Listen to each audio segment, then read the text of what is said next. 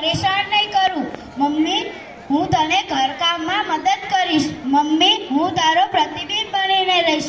Mummy, તું કંઈક તો બોલ, આમ ચૂપ કેમ છે? પપ્પા, તમે જ્યારે ઓફિસેથી થાકીને ઘરે આવશો ત્યારે હું તમારા માટે હસતા મોંએ પાણીનો ગ્લાસ ભરી આપીશ.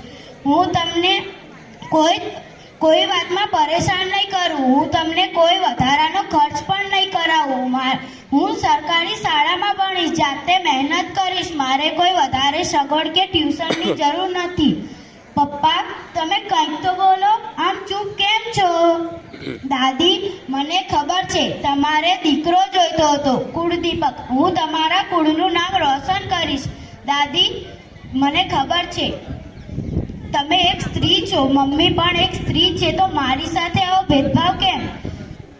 તમે જ્યારે રાત્રે સૂશો ત્યારે હું તમારા પગ દબાવી આપીશ. હું તમારી ખૂબ સેવા કરીશ. દાદી, તમે આમ ચૂપ કેમ છો? તમે કંઈક તો બોલો. દાદા, તમે તો ઘરના વડીલ છો, તમે તો કંઈ બોલો. તમે તો આ બધાને કંઈ સમજાવો.